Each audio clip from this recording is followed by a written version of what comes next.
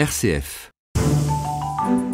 L'invité d'RCF. Patrick Bannon, bonjour. Bonjour. Alors, vous êtes un Orléanais spécialiste des religions et bien sûr, ce qui se passe en ce moment vous intéresse. Je parle bien sûr de cet afflux d'immigrants, de réfugiés dans nos pays européens. Alors vous, comment vous analysez cette situation ? À l'évidence, mais depuis le début de la globalisation, de la mondialisation de l'économie, de la libre circulation des idées et du fait que maintenant nos sociétés connaissent une pluralité de cultures qui s'exprime sur une terre partagée, on est en train de vivre ce qu'on appelle une crisis, c'est-à-dire au sens grec du terme, un moment, le paroxysme d'une situation, c'est-à-dire le moment où il faut prendre une décision et on passe d'un côté ou on passe de l'autre. C'est un peu comme un médicament qu'on va inoculer à un malade, oui ça le guérit ou ça le tue. Et nous sommes dans cette situation-là. On doit faire des choix. C'est pour ça qu'il y a des hésitations, un pas en avant, un pas en arrière, parce qu'on ne sait pas trop comment se positionner. On est entre compassion et réalité. Oui, parce que tout simplement, je n'y vois moi aucune malice de la part des personnes, aucun racisme des uns et des autres, mais simplement je crois que nos sociétés sont totalement bouleversées depuis une trentaine d'années et que nous n'avons pas les repères intellectuels qui nous permettent d'appréhender ces situations qui sont nouvelles. Nous avons toujours raisonné sur un système binaire, quelque part entre le citoyen et l'étranger, l'ici et l'ailleurs, le soi et l'autre, l'homme et la femme, etc. Nous avons tout, la vie et la mort, le bien et le mal, etc. Donc nous avons toujours raisonné sur ce système-là, et maintenant il faut qu'on change de système. Et c'est vrai que c'est très difficile, il faut un minimum d'appréhension de la situation. En même temps, il y a toujours eu des réfugiés, ne serait-ce que pendant la Deuxième Guerre mondiale. Qu'est-ce qui est différent aujourd'hui ? Alors d'abord les médias. Je crois que les médias y sont pour beaucoup. On dit qu'il y a beaucoup de réfugiés. En réalité, 200 millions de personnes, selon l'ONU, par an, changent de territoire durablement. Donc, c'est pas grand-chose en réalité. Donc, nous ne sommes pas dans vraiment une sorte d'invasion. Ce n'est pas vrai. C'est un sentiment que les gens ont. Et je pense que ce n'est pas la peur de l'autre qui les anime, ni la haine de l'autre. C'est beaucoup la peur du chaos. C'est-à-dire la peur des repères culturels. Et donc, nous, on a une responsabilité immense aujourd'hui, parce qu'on doit rassurer.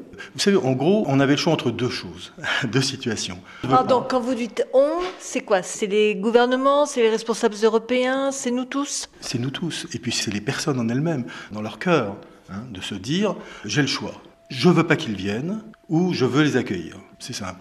Les deux solutions sont difficiles.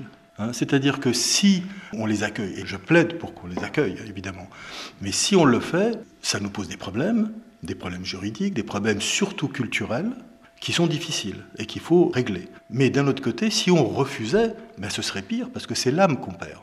Et l'âme, c'est ce qui unit une nation, et la volonté d'un vivre ensemble autour d'une logique de paix. Donc, si on basculait du côté de ceux qui refusaient l'accueil de personnes qui se réfugient, eh bien, c'est notre société entière qui imploserait à terme. Alors, on voit bien que dans les religions monothéistes, il y a justement cette culture de l'accueil de l'autre, de l'étranger. Et on voit bien que l'appel du pape également, il a eu un impact, il a été quand même plutôt entendu. Oui, c'était l'écho des textes de l'Exode. Je rappellerai simplement qu'avec l'Exode, on a redéfini la place de l'étranger, on a donné à celui qui n'a pas de terre autant de droits que celui qui a une terre, alors qu'auparavant on pouvait imaginer que la seule personne qui a un droit c'est celui qui a sa terre à elle. À partir de ce moment-là, des personnes qui n'avaient pas de terre, qui erraient en réalité un peu comme errent les Syriens aujourd'hui, qui erraient sans terre, eh bien la divinité monothéiste leur donne une terre parce que tous ont droit à une terre. J'avais écrit dans un livre très longtemps, en ouverture de mon livre, « Celui qui n'a pas de terre est chez lui partout ». Et je crois qu'on est dans cette situation-là. En même temps, on voit qu'il y a des tentatives de préférences religieuses où certains disent on va accueillir uniquement les chrétiens. Et là, on voit que ça choque quand même. Oui, évidemment, parce que nos sociétés, la France en particulier, ne reconnaît pas les religions. L'État ne les reconnaît pas. C'est-à-dire que les décisions qui doivent être prises sont prises de façon humaine, c'est-à-dire chaque individu est un être singulier, unique, et on ne le juge pas par rapport à une sorte de groupe éventuel qu'on pourrait lui attribuer. Oui, vous dites on ne fait pas de discrimination, on ne fait pas de différence. On ne fait pas de différence, on ne les connaît pas. Ni des différences négatives ni positives.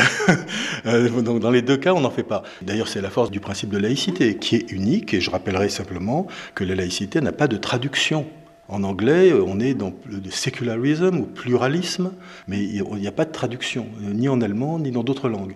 Donc c'est une exception française de vraiment vouloir accueillir les personnes sur un critère d'individualité, de singularité. Maintenant, nous, on a une responsabilité aussi, c'est qu'il y a un patrimoine. Il y a un patrimoine culturel et il ne faut pas que les gens aient l'impression que ce patrimoine sera fissuré par l'arrivée de populations. Donc il va falloir qu'on redéfinisse les règles. Donc c'est pour ça que je disais, ce n'est pas simple, mais ce n'est pas de la bonté, c'est de l'égoïsme quelque part de les accueillir, parce que grâce à cet accueil, ça nous oblige à redéfinir la société et à définir, en fin de compte, les ténèbres et la lumière. Vous pensez que là, cette crise, elle est partie pour durer, ou que finalement, elle va se réguler d'elle-même, d'autant que se profile derrière le spectre des réfugiés climatiques, qui, eux, risquent d'être beaucoup plus nombreux? Que les mouvements de population, on n'en soit qu'au début, je dirais, tant mieux. Parce que le but est quand même d'aller dans une logique de citoyen du monde, avec des égalités pour les uns et les autres qui ne sont pas dépendants d'un territoire. Donc là, ce sont des étapes difficiles, mais c'est une progression. Ce qui n'est pas une progression, c'est les mouvements islamistes, c'est-à-dire les mouvements qui sont radicaux. Et là, malheureusement, j'ai l'impression que ça durera assez longtemps.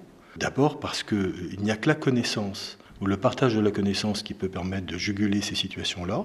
Donc ça va prendre du temps. Et je rappellerai que tous ceux qui sont les plus radicaux au Pakistan, en Afghanistan ou ailleurs, sont illettrés. Donc on en a pour 2 ou 3 générations. Voilà, donc c'est un long combat. Merci beaucoup Patrick Bannon. Merci. C'était donc Patrick Bannon, spécialiste orléanais des religions, qui nous parlait de la situation des réfugiés. RCF, la joie se partage.